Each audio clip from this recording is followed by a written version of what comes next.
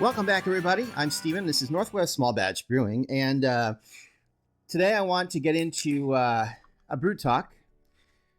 I don't want to sound arrogant, but I really did start brewing beer in the early 90s. Around 1994, I started brewing beer, and at any rate, so I mean, that was like 30 years ago. And I've learned some things about brewing beer over those years. And so this is my top 10 lists of my lessons learned on brewing beer over the past 3 decades. Cheers. So number one, let's start with number one, shall we? Take notes. It may seem obvious, but there are a lot of brewers that will brew beer and not write a single thing down. And they won't make corrections to recipes that they have printed out or whatever, you know, so that they can make adjustments if they make it again, or they have an idea of what's going on throughout the whole brew day. So keeping records and taking good notes, one of the top things you should be doing for brewing beer. I know it's superfluous paperwork, but it needs to be done.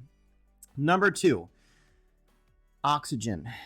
You need to find ways to block oxygen, and you need to add oxygen.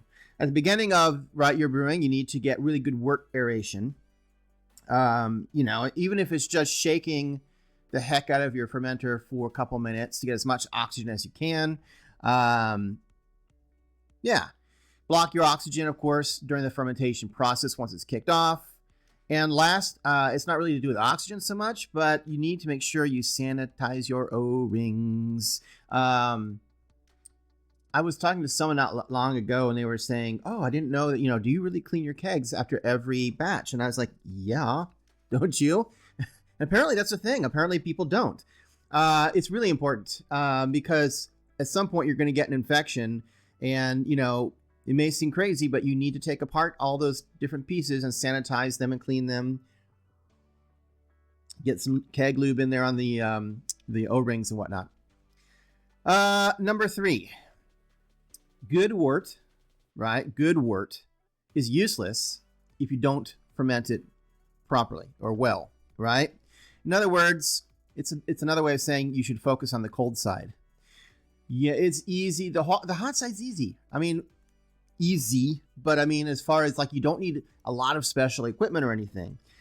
The fermentation side, controlling the temperature of your fermentation, is not easy.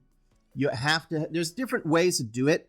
I personally have found that the easiest way is to buy a little freezer and put a temperature control on it. They're like $35 for the temperature control. And then you control your temperature. You just keep your fermentation in there. You could use a refrigerator. You could use, whatever. But, some people use glycol. I feel like it's a little overkill at the homebrew level. Someone said the other day, well, I don't have a lot of room, so I can't do a freezer. And I'm thinking, well, you got to have the glycol chiller somewhere. So you're not really saving a lot of space by not getting a freezer. And a freezer is significantly less expensive. Anyway, whatever works for you, find a way to control that cold side.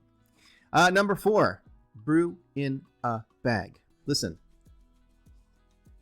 that means a lot these days, right? Brew in a bag. It does not necessarily mean you have to have an actual bag. Almost every all-in-one electric system these days has some kind of malt basket, or sometimes they're called a malt pipe with perforations. That is brew in a bag. The reason I say that is because you can mill your grain down to almost flour and use some rice hulls, and it's very unlikely you're going to get a stuck sparge. And if you do, you could always just lift your bag up a little bit, to let it flow through. So brew in the bag makes things so much easier.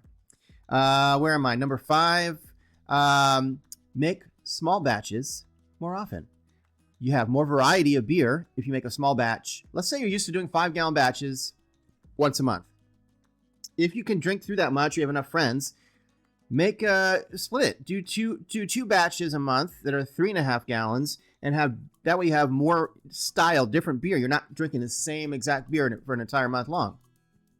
Plus, you get to brew more often, which is the fun part of brewing, really. So, brew smaller batches. And if you can't drink 5 gallons in a month, smaller batch, like for me, is great because then you're not, either dumping beer at the end of that month or just sitting on it for a long time. Number 6, right? Take care of your yeast, right?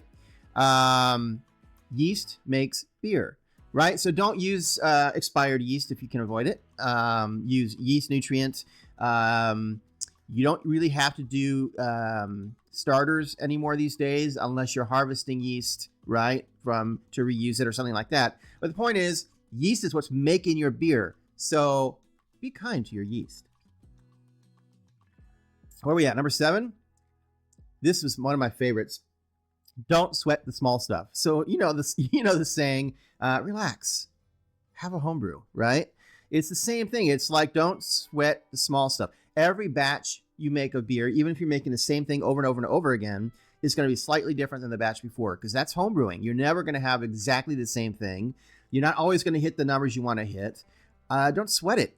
At the end of the day, if it tastes good and you're drinking it, you're winning. Okay. Number 8, simple recipes are the best. Just in general, right? I feel like simple is best.